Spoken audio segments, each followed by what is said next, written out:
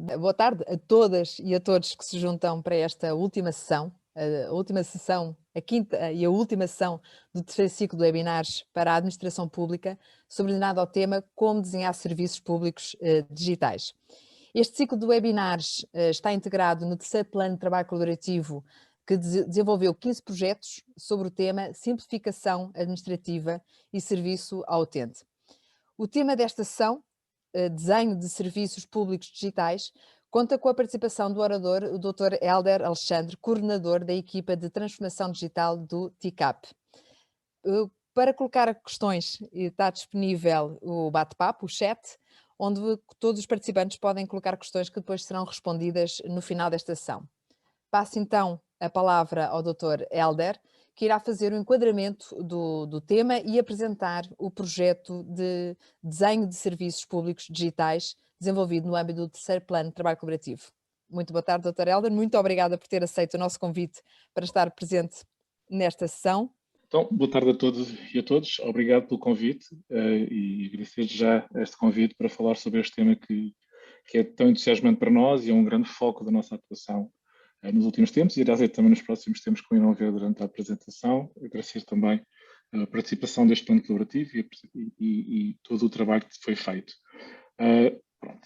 O nosso tema, como a doutora Elsa disse, é o desenhar serviços públicos digitais. É um tema muito premente. Eu vou só começar por fazer aqui uma pequena introdução ao tema. Vamos fazer uma pequena introdução ao tema, ou seja, os serviços públicos digitais, o que é um serviço público digital, o contexto dos serviços públicos digitais. Vou introduzir um tema que é o modelo comum de desenho e desenvolvimento de serviços públicos digitais, vamos perceber porque é que surge este tema. Vamos apresentar um bocadinho o trabalho que foi feito no âmbito do terceiro plano de trabalho colaborativo relativo a um projeto chamado PIA, de desenho de serviços públicos digitais, facilitadores e boas práticas, e depois no final fazer um bocadinho uma apresentação, um breve resumo de como é que vai ser a evolução deste tema que nós propomos no âmbito da administração pública. Então, passando aqui para os serviços públicos digitais. Os serviços públicos digitais e a sua concepção, a sua definição. Para já, o que é um serviço público é um tema apaixonante e com muitas percepções e muitas definições. Vamos focar só na questão do serviço público digital e o que é um serviço público digital. Esta definição tem sido trabalhada ao longo dos últimos meses por nós a nível do TICAP, com outras entidades, dentro do TICAP, dentro da AMA, dentro digamos, do grupo de trabalho que também surgiu neste plano de trabalho colaborativo com algumas entidades, e irá sofrer algumas evoluções por certo, ou seja, neste momento a definição que nós temos é muito esta, ou seja, é toda e qualquer relação entre os cidadãos, empresas e entidades da sociedade civil com o Estado, ou seja, que tenham como intervenientes uma ou mais entidades de administração pública e que pretendem endereçar direitos, obrigações e ou necessidades derivadas de um determinado evento de vida, em que a interação é suportada por canais digitais. Como veem, nós aqui estamos muito focados no digital, mas obviamente a grande tendência é que haja uma integração total e uma visão, digamos, tradicional, omnicanal, mas que seja, digamos, o futuro será de que seja transparente para o cidadão, para as empresas, para as entidades da sociedade civil, seja transparente o canal pelo qual contactam, digamos, e se relacionam com o Estado, mas neste momento focamos apenas aqui hoje no tema do digital, e sendo que há, como vão ver, um conjunto de interligações com todos os outros canais, com todos os outros meios pelo qual todas estas entidades se relacionam com o Estado e a administração pública portuguesa. Este é um tema. Outro tema que também é importante referir, o que é isto do desenho de serviços públicos digitais. Ou seja, não é um tema novo, não foi o TICAP que o trouxe para dentro da administração pública, por contrário, nós temos muita gente já a trabalhar nisto, nomeadamente os nossos colegas que também trabalham na Comunidade Orgânica da AMA, o LabX, que têm centrado muito a sua atuação no desenho de serviço e na experimentação, sempre com o tema essencial que é centrar todo o trabalho no cidadão, na empresa, na entidade com os quais estamos a interagir. Mas para já, ficamos que o desenho de serviços, só para terem este conceito, é tudo o que diga respeito a tornar um serviço que nós disponibilizamos, neste caso a administração pública, que o Estado disponibiliza, útil, usável, eficiente, efetivo e com valor. Ou seja, eu foco muito este tema do valor, porque temos que pensar e focar muito no qual é que é o valor para quem estamos a trabalhar e qual é que é a finalização. Ou seja, não é só a aplicação de uma política per si, há também um conjunto de necessidades, como referi há pouco, as obrigações, os direitos, que temos que dar resposta, porque determinado evento da vida das organizações e das pessoas, digamos, propicia essa relação com o Estado, e temos que pensar nessa forma de que realmente não seja só uma obrigação, algo muito, digamos, constrangedor de alguma forma, mas que seja algo efetivo e com valor para quem estamos a disponibilizar. Feito esta breve, digamos, introdução, queria só explicar um bocadinho o porquê do tanto enfoque e como é que estamos em termos de serviços públicos digitais em Portugal.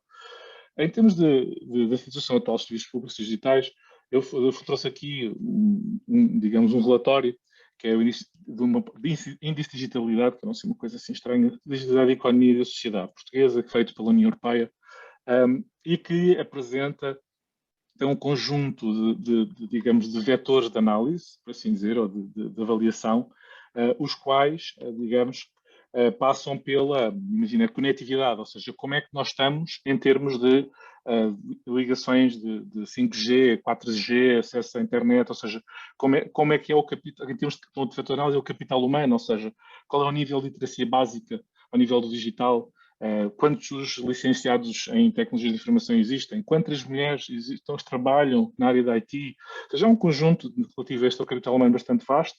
Tem também a questão da utilização dos serviços de internet, é um outro vetor de análise, ou seja, quantas pessoas e quantos agregados familiares têm acesso à internet, qual é a porcentagem de pessoas que utiliza compras online, qual é a porcentagem de pessoas que tira cursos online, faz videochamadas, deve ter crescido muito porque no último ano eu relevo que isto é muito relativo a 2020, ou seja, os dados não terão todo, digamos, a estatística não terá todo o impacto que a situação pandémica, a crise pandémica teve nas nossas vidas, mas tem aqui já alguma influência, considerando a relação com 2019, mas tudo isto são, digamos, como eu referi, são indicadores, digamos, da utilização de serviços de internet, e depois também tem mais dois vetores.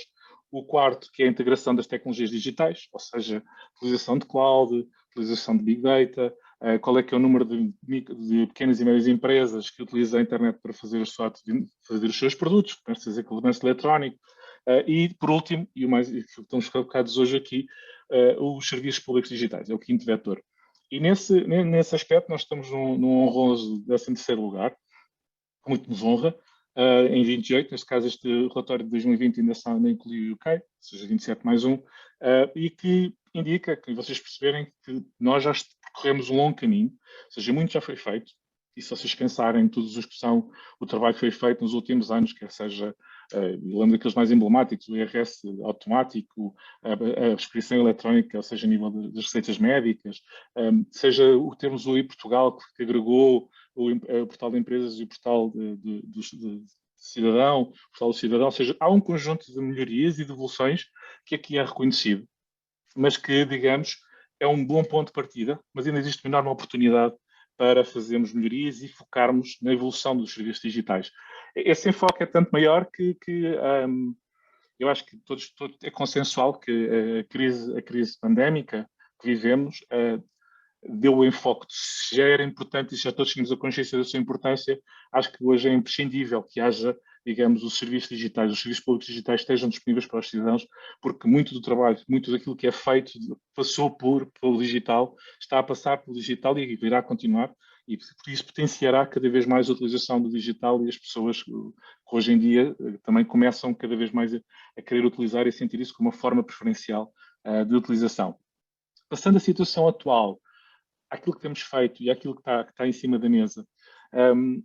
Há desde 2016 o Plano de Ação Europeu que considera a transformação digital como um elemento essencial para, digamos, a criação do mercado único, e na perspectiva dos serviços públicos digitais considera-se e foi avaliado que reduz os encargos administrativos para cidadãos e empresas, torna a interação mais célere e eficiente, ou seja, há todo um conjunto de vantagens. Isto tem sido um trabalho também deste plano de ação, podemos espelhá-lo na estratégia TIC 2020, que foi executado e que está agora em evolução para uma nova versão.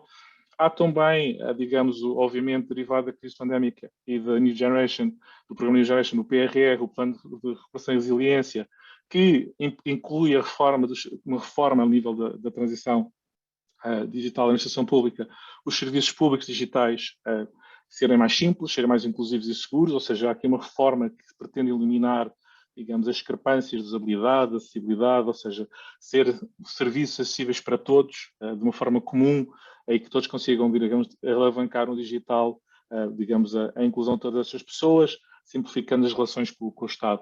O Portugal Digital, também conhecem, é um programa que inclui aqui a indicação que se pretende digitalizar nos próximos anos os 25 serviços públicos mais relevantes para cidadãos e empresas. E, por último, coloquei aqui também a Declaração de Berlim, que é recente, que é de dezembro de 2020, mas que dá um grande enfoque, digamos, à cocriação de serviços públicos. O que é isto, a cocriação de serviços públicos?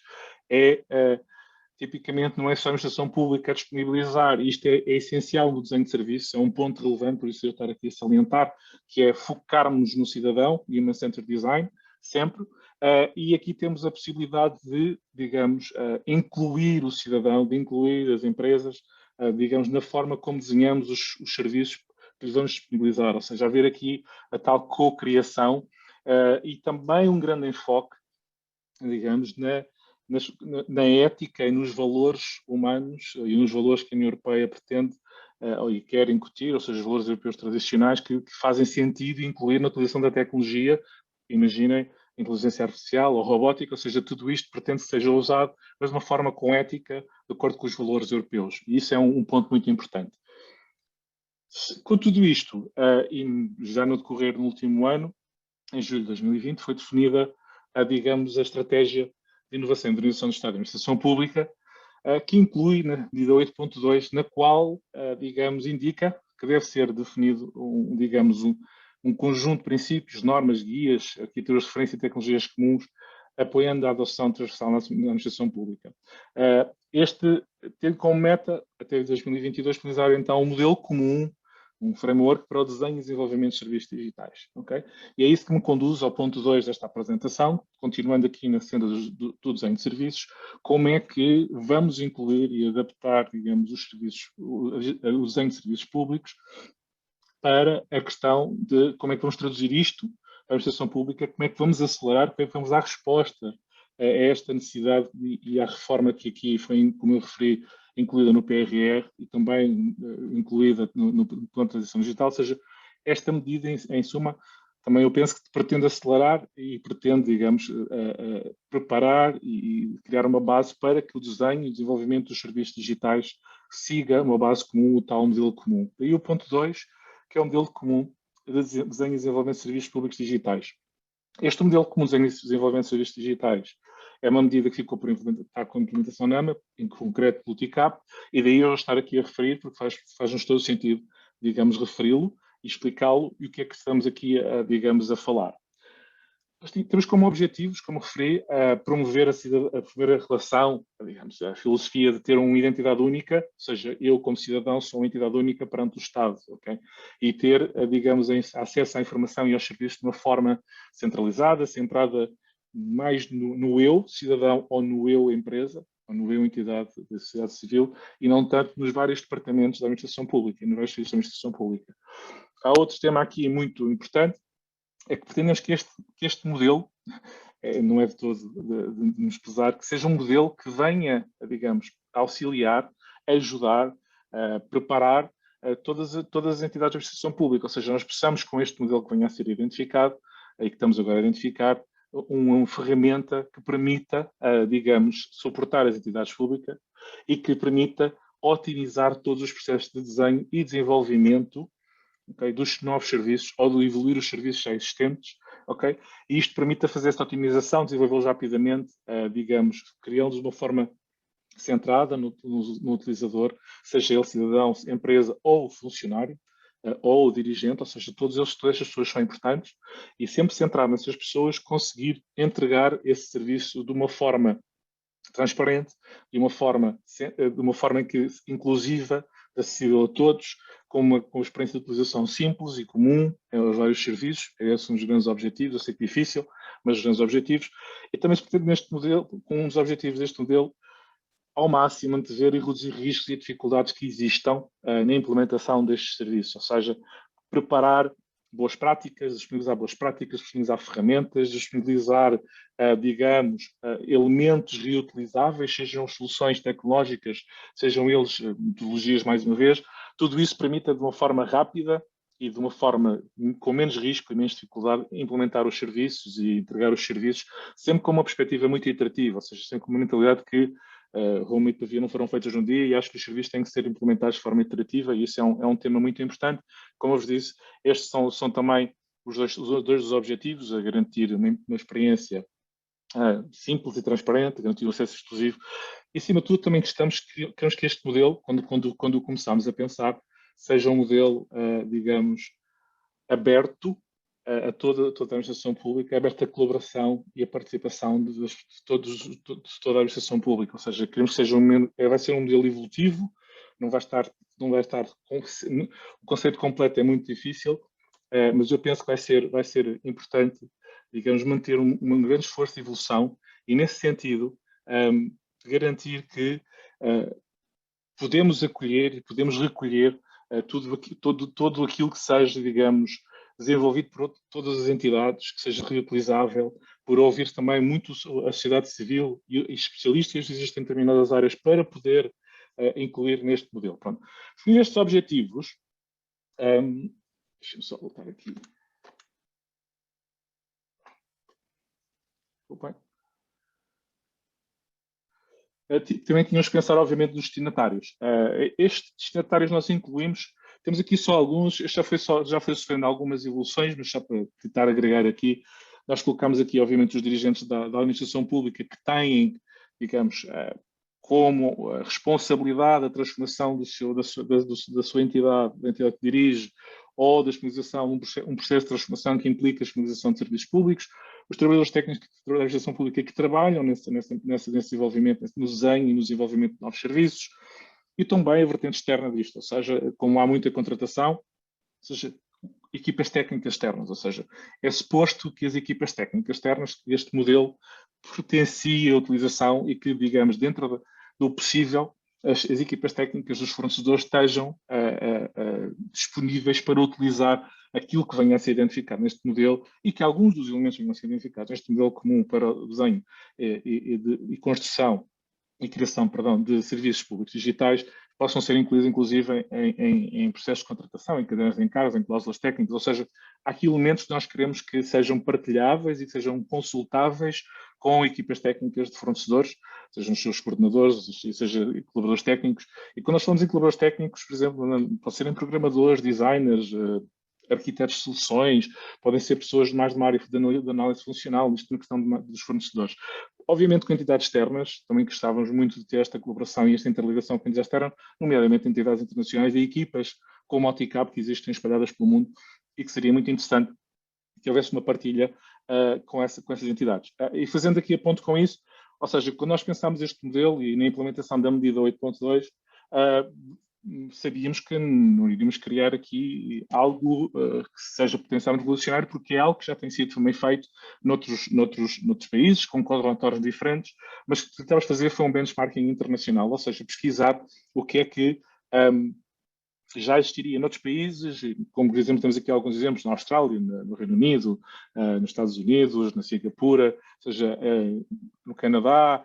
Há todo um conjunto de elementos que já existem e que nós tentamos potenciar ao máximo em termos de referências internacionais de como é que deveria ser desenhado e criado um serviço público. Ou seja, todos eles têm o seu conceito do standard de serviço público, por assim dizer, os princípios do serviço público, que é aquilo que vamos ver um bocadinho de seguida. Ou seja, não esquecendo aqui a definição e aqueles nossos objetivos, perdão, que eu disse cá, inicialmente os destinatários e as referências e aquilo que estava a ser utilizado internacionalmente, definimos mais um conjunto de temas, ou seja, os nossos vetores de definição do modelo.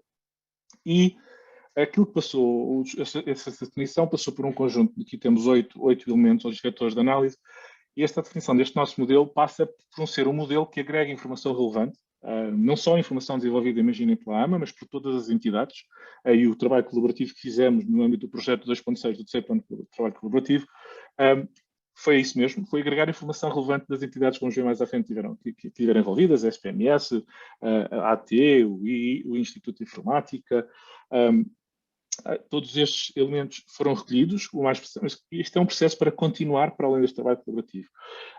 Não queremos obrigar, neste modelo não está aqui a implicação obrigatória de ser seguido um processo metodológico. Nós sabemos que os contextos dos organismos são completamente dispares, as competências são dispares. E nós poderíamos ter dito, ok, deve ser usado o service design, deve ser usado metodologias agile, deve ser usado isto ou aquilo.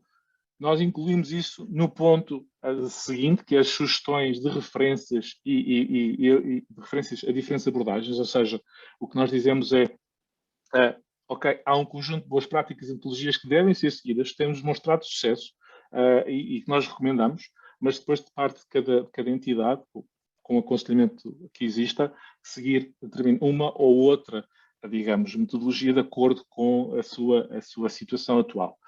Queremos de todo que não seja um elemento teórico, um instrumento teórico, que não seja um instrumento prático, de esclarecimento de dúvidas, útil, que possa ter um conjunto de elementos que sejam partilhados e que sejam úteis de usar no dia-a-dia, no desenho e na criação de serviços públicos digitais.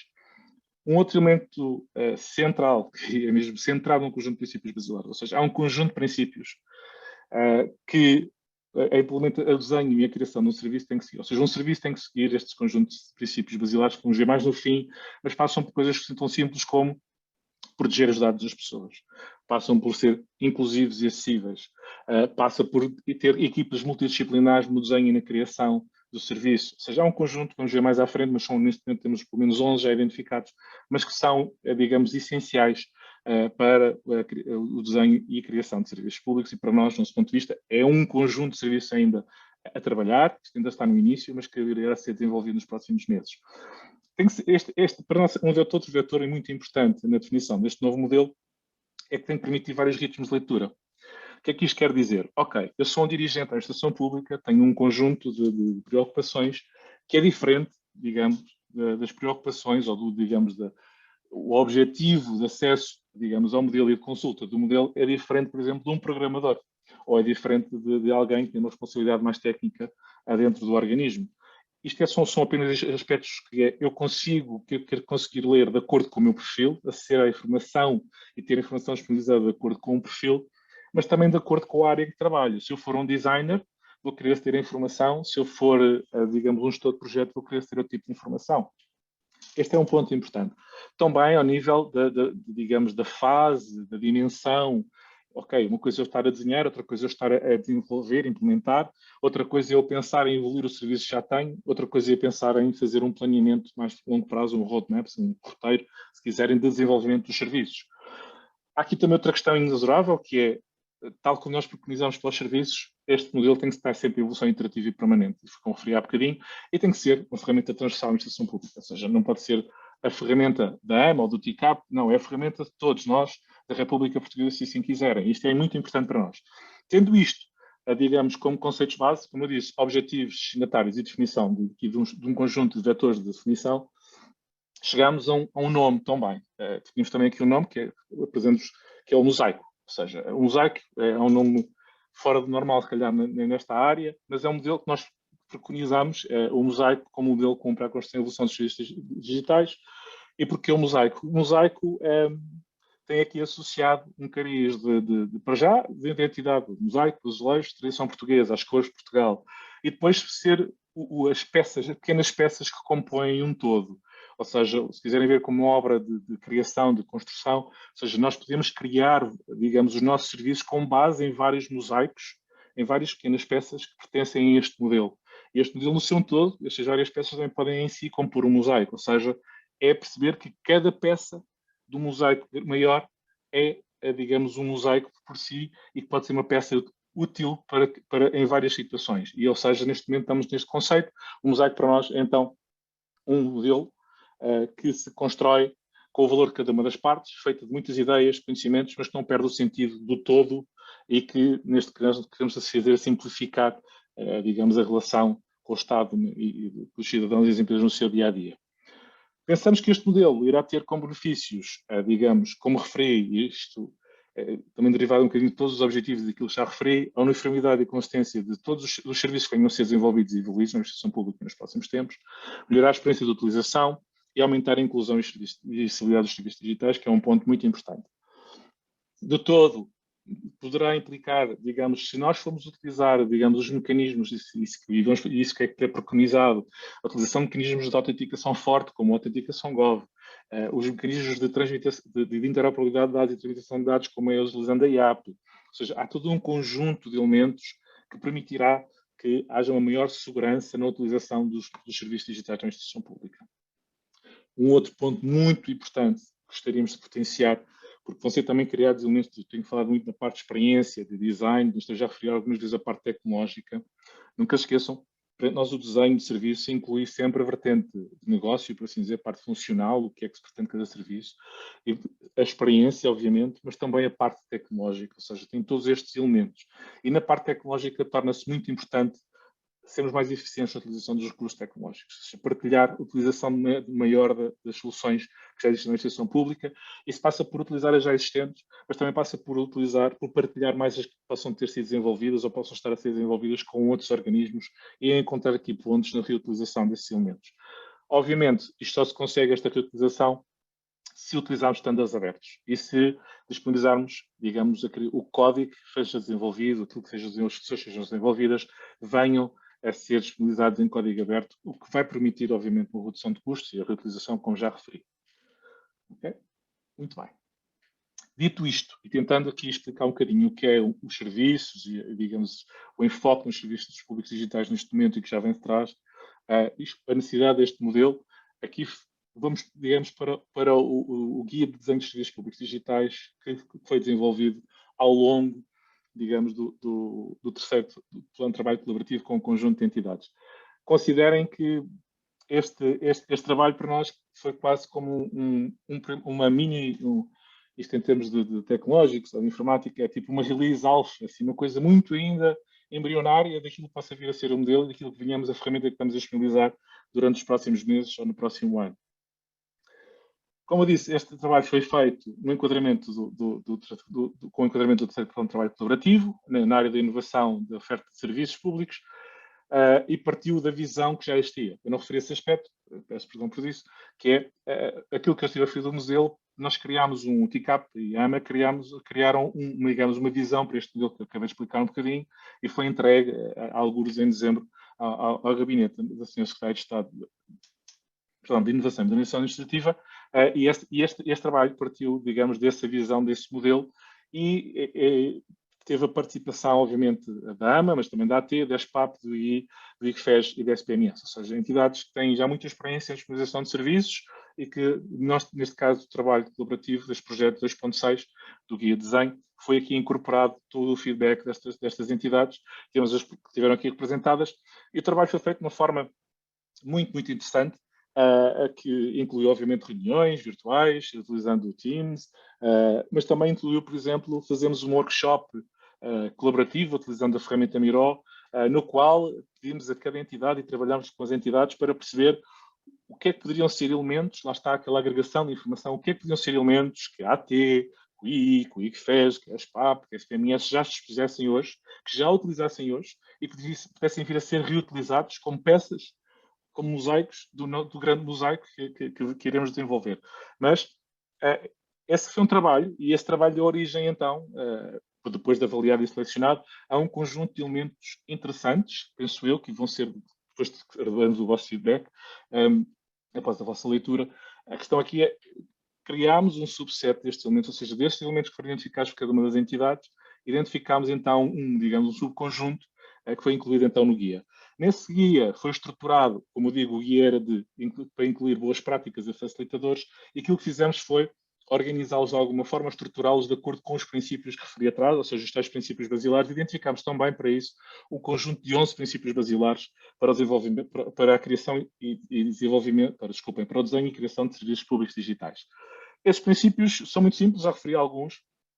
É essencial compreendermos as necessidades dos utilizadores, ou seja, a administração pública tem políticas, tem processos, obviamente, têm que ser implementados, mas temos que pensar isso também sempre, como é que isso é disponibilizado aos cidadãos, empresas e entidades da sociedade civil, centrados nas suas necessidades, nas suas obrigações, nos seus direitos, ou seja, perceber os eventos de vida, tudo aquilo é sempre centrado nessa sua visão e como é que nós conseguimos, digamos, organizar os nossos processos internos, obedecendo às políticas e a todos os regulamentos que existem, e aos normativos que existem, mas utilizá-los sempre em função dos cidadãos.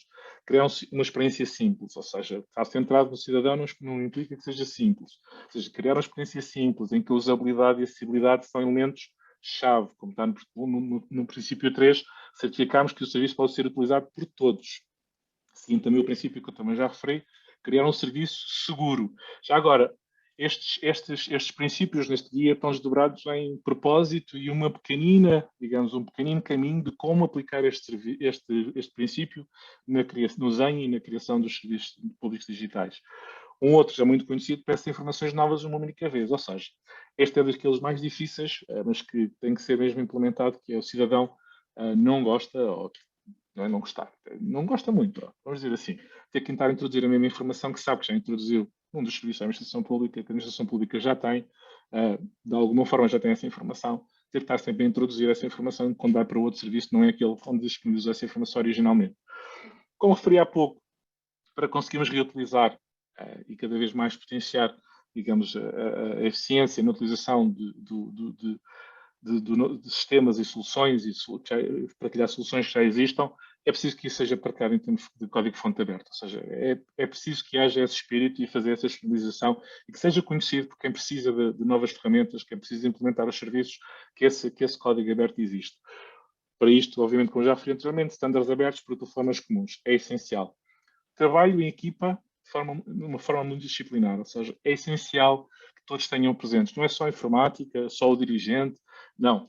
Ou seja, como eu disse, há aqui todo um conjunto de competências que são necessárias, desde a componente de experiência do utilizador, a componente que percebemos bem, que aí inclui a usabilidade e a acessibilidade, ou seja, toda a questão de percebermos as metodologias e os processos centrados no utilizador, ou seja, como é que fazemos essa, digamos, o que nós chamamos o research, o que é que o utilizador precisa, ou seja, tudo isso é preciso fazer. É preciso ter alguém que depois também saiba, digamos, da parte funcional, da lógica de negócio, dos processos normativos.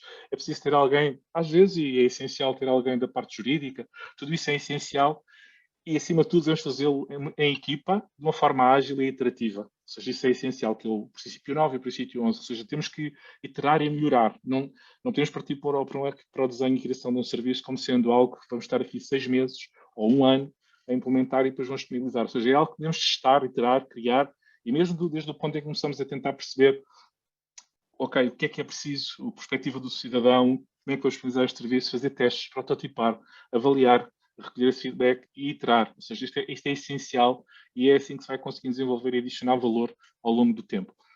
Por último, e também não menos importante, ou seja, já existe o dados GovPT, por exemplo, não sei se conhecem, mas é essencial que os serviços disponibilizem informação.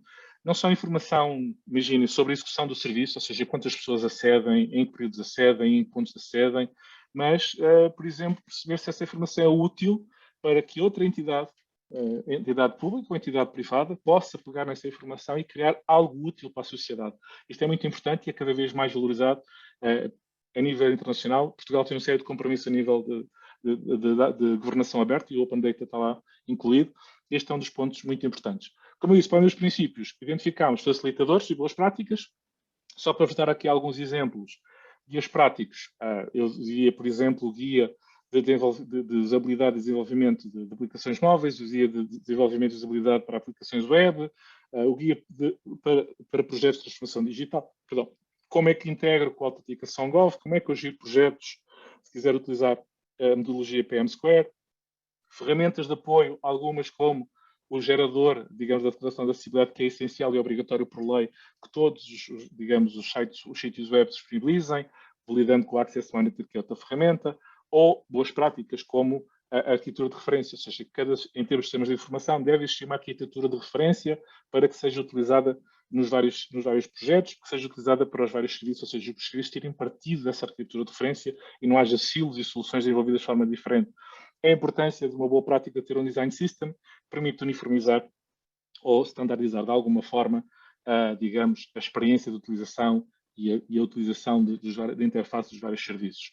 Auditorias de segurança em permanência, e aqui há várias vertentes. Eu posso dizer, por exemplo, temos ali o classificador de sistemas e aplicações, que é uma boa prática da AT, ou os testes de habilidade e user research também são uma boa prática que foi trazida pelo Instituto de Informática da Ciência Social.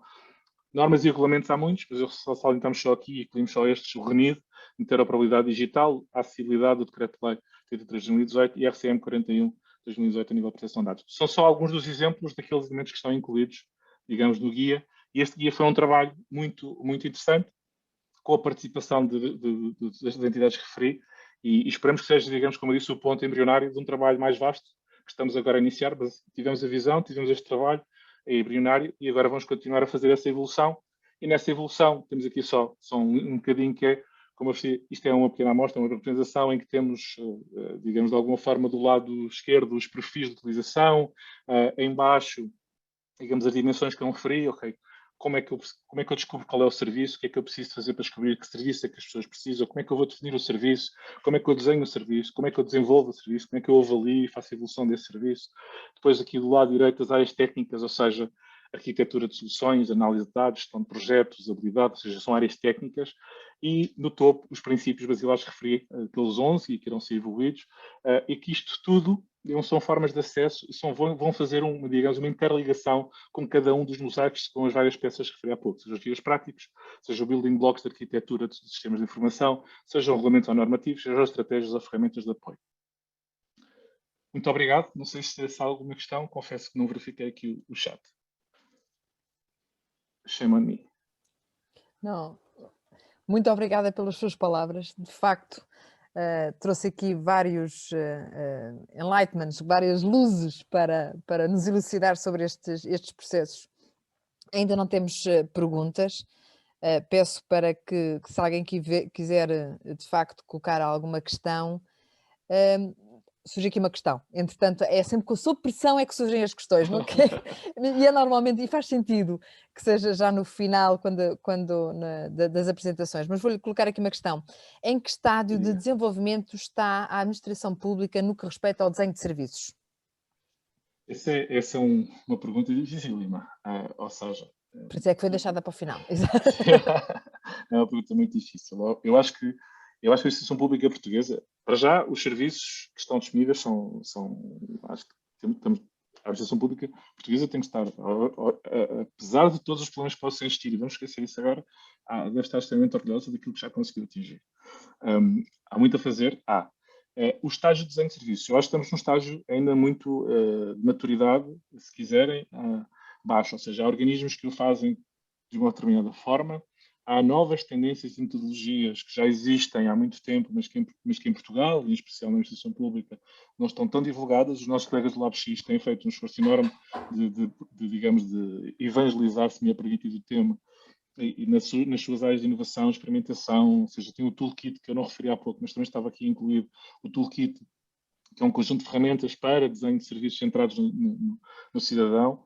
Isto é essencial, ou seja, isto tem sido um trabalho que tem sido, digamos, identificado como necessário, tem sido evoluído, mas eu acho que estamos a dar os primeiros passos naquilo que vai ser que é um caminho que temos que percorrer, porque como vimos essa necessidade, e para conseguirmos acelerar e para conseguirmos trabalhar de uma forma mais efetiva, temos que realmente trabalhar melhor esta questão do desenho, e daí também surgiu a medida 8.2, para conseguirmos, digamos, sistematizar, evoluir, criar e fazer essa evolução.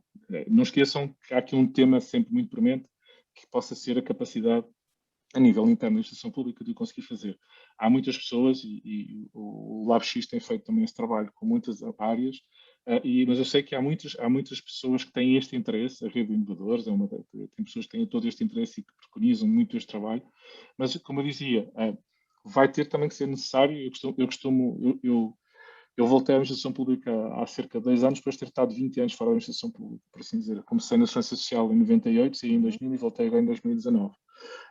E aquilo que eu costumo dizer é que as entidades têm trabalhado às vezes nós temos que ser muito exigentes com o setor privado, ou seja, com os nossos fornecedores, nós temos que ser exigentes e vamos ter que puxar por eles também para que eles façam isto, porque não pensem que às vezes os fornecedores que trabalham connosco na implementação dos projetos, que este conhecimento e que esta capacidade de desenho e que todos estes princípios, ou seja, está na cabeça deles, está em algumas, não está em todos, mas temos que puxar por eles, ou seja, temos que também ser exigentes nessa implementação, e se tivermos uma base de trabalho como este modelo, acho que torna-se mais fácil para quem não tenha todo esse conhecimento e essa maturidade possa também alavancar-se neste modelo para fazer esse trabalho interno e também com entidades externas.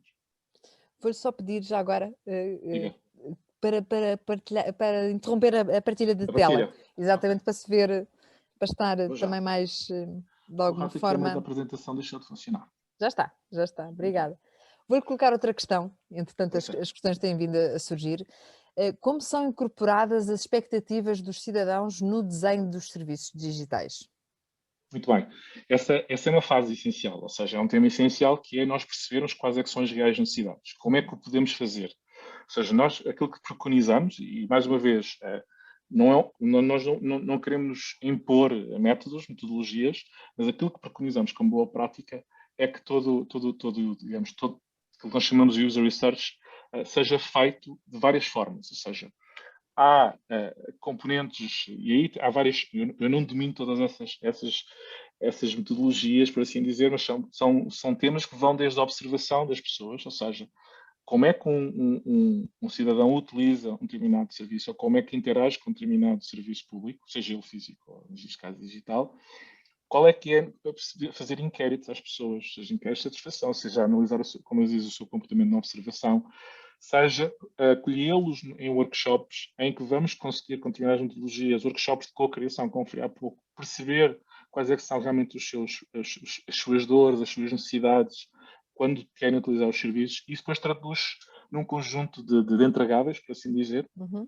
como, por exemplo, o mapa da jornada do cidadão, quando quer utilizar um determinado serviço, perceber quais é que são os pontos de contacto com os serviços, perceber qual é que é a implicação, digamos para o back-office, se assim quiserem, para os serviços internos, quais é que são os processos que estão a ser usados, o que é que não está, o que é que está bloqueado. Ou seja, há todo um conjunto de técnicas que permitem ouvir, assim dizer, o cidadão e as empresas e pô-los a participar connosco. Ou seja, lá está aquilo que eu dizia, há muita tendência, também, desculpem, eu vou usar uma expressão muito feia, que é a lista de compras, que é, ou seja, toda a gente tem ideia do que é que aquele serviço tem que fazer. É tipo uma lista de compras, uma shopping list. Ok, Uma isto tem que fazer checklist. isto, uma checklist, tem que fazer isto, isto, isto e isto, mas depois é preciso incluir essa vertente do cidadão, porque isto é uma visão muito. Somos todos nós assim, ou seja, já é uma visão interna da solução, aquilo que a gente acha que deve ser feito. Mas temos que os ouvir primeiro para depois refinar, porque muitas vezes isso são pressupostos, são assunções que nós temos que validar. E isso também faz parte deste processo de ouvir, digamos, o cidadão, validar se essas assunções que nós temos e possam ser Uhum. válidas, mas que temos que as validar, temos que as testar. Nós podemos avançar assim digamos, feito, é mesmo isto. Temos que Porque experimentar primeiro. temos que experimentar, claramente. Lá está a experimentação, A experimentação que é tão promovida essencial. pelo LabX. Sim. Claro que sim. Vou colocar aqui uma última questão. A iliteracia digital constitui um fator crítico de sucesso no volume de utilização dos serviços digitais. De que forma este constrangimento poderá Uhum. ser ultrapassado? Pronto. Concordo em absoluto. Ou seja, uma das coisas que temos de ter em atenção é que nem todos os cidadãos portugueses estão no mesmo nível de literacia digital. Nós temos que conseguir incluir todas essas pessoas, incluir todos os portugueses nesta mudança. Eu penso que a nível do plano de transição digital, eu não sei o detalhe das medidas, mas existem várias medidas para a literacia digital.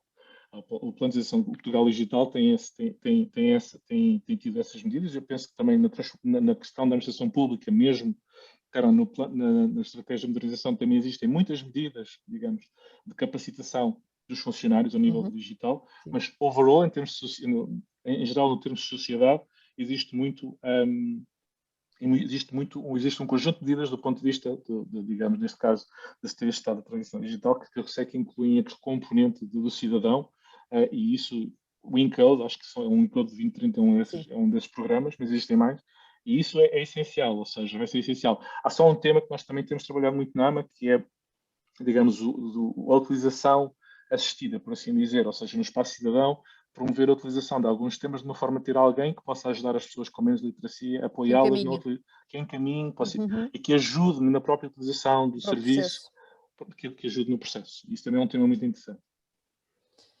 Muito obrigada, Dr. Obrigado, Hélder. eu. Tínhamos aqui mais questões, mas entretanto o tempo não nos permite dar continuidade. Muito obrigada pela sua partilha, muito obrigada pelos Obrigado, esclarecimentos que deu a este assunto. eu tenho E sido útil.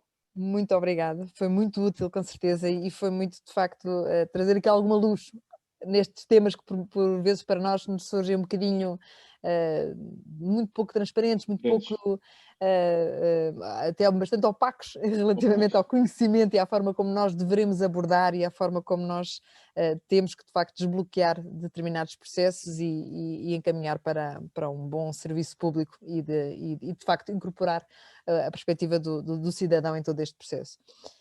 Muito obrigada pelas suas Obrigado. palavras. Eu vou passar para a palavra à senhora Secretária de Estado da Inovação e da Modernização Administrativa, e para encerrar esta sessão. Muito obrigada, Sra. Secretária de Estado. Passo-lhe a palavra. Obrigada, muito obrigada e boa tarde a todas e a todos. Eu vou fazer apenas um pequeno resumo, parece-me a mim, daquilo que foi partilhado ao longo destes 4 dias de webinars. Foram essencialmente 4 dias de partilha de experiências, de visões e de reflexões com caminhos de futuro a explorar por parte de colegas da administração pública. Portanto, nós estivemos aqui a ouvir atentamente o resultado do trabalho que a administração pública tem vindo a desenvolver ao longo dos últimos anos e que neste momento já culmina numa capacidade de partilhar, não de forma obrigatória e vinculativa, um conjunto de ferramentas, mas sim de estimular um conjunto de boas práticas que nascem da experiência efetiva que múltiplas pessoas, que múltiplas entidades da administração pública têm tido ao longo dos últimos anos. E vou começar, se me permitirem, e espero que com este resumo, eventualmente eu possa contribuir para responder às questões que não foram colocadas por falta de tempo. Vou pegar numa frase que o Hélder Alexandre disse há pouco. Este é um caminho que nós temos que percorrer, porque de facto a simplificação e a qualidade do serviço ao utente são intrinsecamente provisórias. Não é? Nós estamos sempre a investir num trabalho que por natureza nunca está terminado. Ora, isso não deve ser desmobilizador, bem pelo contrário, só nos deve levar a reforçar a nossa capacidade de abordar estes temas. Eu devo dizer que egoisticamente fiquei muito satisfeita pelo facto de nós termos tido casa cheia. Eu só tenho pena de que a nossa ferramenta não tenha permitido ter um maior número de pessoas em sala. Nós tivemos sempre todas as sessões esgotadas e, portanto, tivemos 1.500 participantes, mas tivemos mais de 5.000 inscrições e isto revela muito bem, julgo eu, o interesse que estes temas despertam. E também a forma quase que em uníssono como os temas foram partilhados. E eu permiti-me fazer uma brevíssima síntese daquilo que me pareceu, porventura, mais estabilizado, consensual e também mais relevante face ao propósito de termos sempre que inovar nas respostas para responder às necessidades que a sociedade nos vai colocando, muitas delas de forma intempestiva e que todas exigem a resposta rápida, pronta e com capacidade de fazer diferente da administração pública. Um primeiro conjunto de ideias que me parecem de sublinhar. O desafio da simplificação e o investimento na resposta aos utentes é um desafio que é tanto pessoal como organizacional. E se de facto a atitude individual de todas as pessoas das equipas e das suas lideranças é fundamental, esta predisposição para a mudança e para a melhoria permanente dos serviços que são prestados, também é um desafio organizacional, porque os sistemas de gestão que nós devemos ter implementados nas nossas organizações públicas hoje em dia têm que ser alimentados por dados que nos permitam interpretar a realidade, antecipar muitos problemas e agir, preparar atempadamente as respostas. E também nos devem permitir perceber qual é o valor que nós efetivamente estamos a criar, para não investirmos em processos, em redesenho, em redefinição de procedimentos e até muitas vezes em investimentos em ferramentas para utilizar o digital em respostas que, na verdade, podem não ser necessárias ou não são críticas ou deveriam estar a ser oferecidas de uma outra forma. Portanto, perceber, ter acesso aos dados, trabalhar essa informação, refletir criticamente sobre aquilo que efetivamente é pertinente para satisfazer uma necessidade, identificar o valor que é criado e, internamente à organização, redesenhar os fluxos de procedimentos que são necessários e com a externalidade no serviço ao cidadão, por forma a termos serviços simples, serviços acessíveis, serviços que satisfaçam efetivamente necessidades. Há um elemento que foi aqui muito referido e que esta última apresentação de hoje vem demonstrar até à evidência para todas e todos nós, é que o digital hoje em dia está em todo lado, mudou completamente a nossa vida. Quem diria há 20 anos atrás que todos nós tínhamos um apêndice permanente que é digital e sem o qual nós não conseguimos viver, e portanto qual de nós não está sempre agarrado ao seu smartphone? Não é para fazer jogos, não é para jogar jogos, é para trabalhar muitas vezes até gerindo menos bem a divisão que nós devemos estabelecer até bem da nossa saúde mental e da nossa saúde familiar e em todas as nossas esferas pessoais, tornando essa divisão entre o tempo pessoal e o tempo profissional um bocadinho mais difusa, e portanto esse é um tema que nós temos que abordar também com muita consciência, mas o digital de facto vem também acelerar e alavancar as transformações que são necessárias, desde que seja utilizado bem, seja bem compreendido e que as decisões em torno da utilização da tecnologia sejam decisões que são úteis para as organizações e que são as decisões que criam valor, de facto, nas respostas às pessoas. Ora, o digital vai nos permitir abordar inúmeros princípios que o Helder referiu há pouco. Há uma questão nuclear, que é a questão da interoperabilidade entre sistemas para que, nomeadamente, as pessoas só tenham que prestar a mesma informação à administração pública uma vez e para que essa informação possa ser utilizada e reutilizada com segurança e com transparência e com respeito pela proteção dos dados individuais, mas possa ser reutilizada para, de forma simples, alavancar a satisfação de várias necessidades. E também um outro elemento que é tão importante quanto a utilização do digital de forma transversal, que é o envolvimento das pessoas e o permanente envolvimento das pessoas.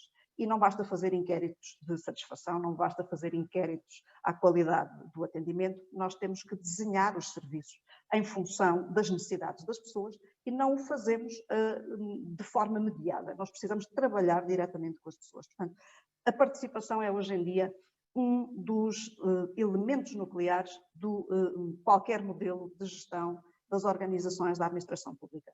E num duplo sentido.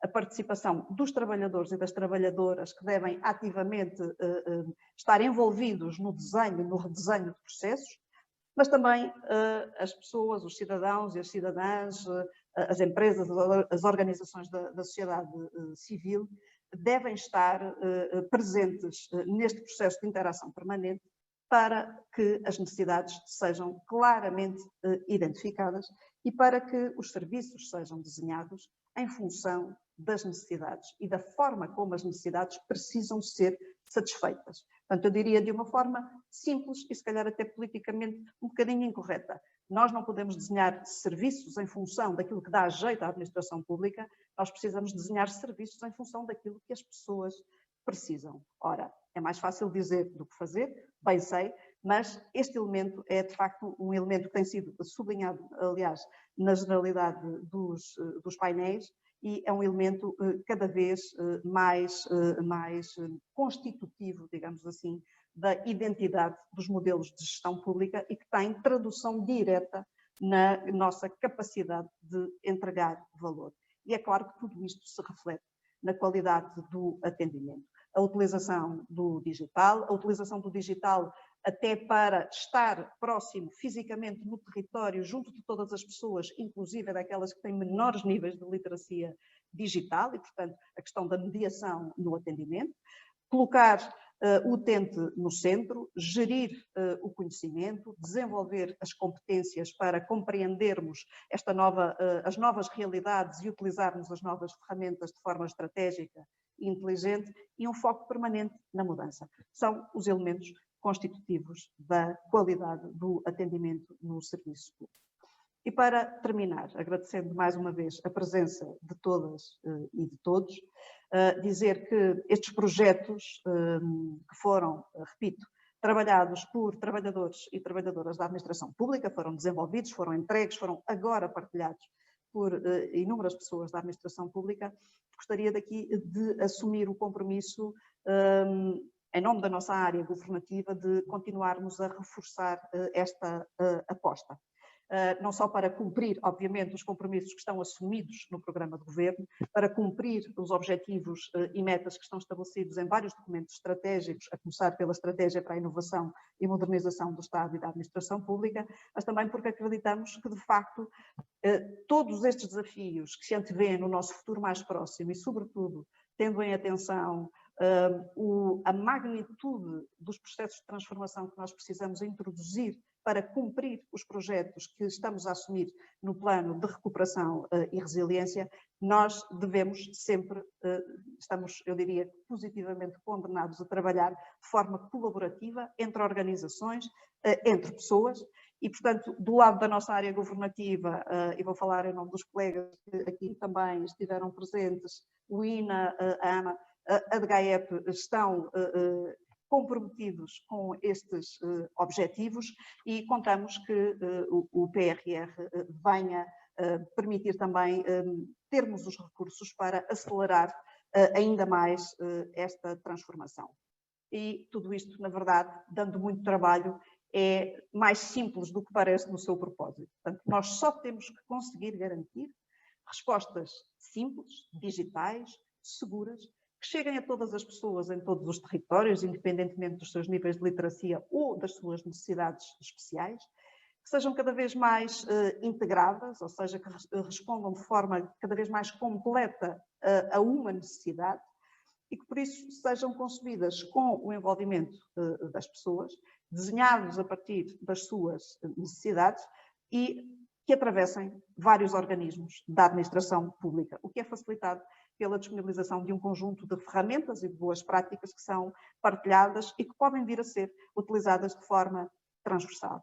Tudo isto é profundamente transformador dos modos mais tradicionais de funcionamento da administração pública e exige, obviamente, novas competências nos trabalhadores, nas trabalhadoras, nas suas lideranças, novas formas de trabalhar, em que a colaboração permanente, informal, fluida, é o novo normal. E com um impulso permanente para inovar, para fazer diferente, porque é necessário e porque só assim conseguimos, de facto, estar a responder e a antecipar as necessidades que precisamos de satisfazer. Portanto, a todas e a todos, e com isto termino, espero também que nos desafiem a fazer coisas diferentes e que contem connosco para interagir, para prestar mais informação, para oferecer a capacitação que eventualmente necessitem, em suma, para podermos também fazer melhor, desempenhar melhor o nosso papel. A todas e a todos agradeço, muito obrigada e até breve.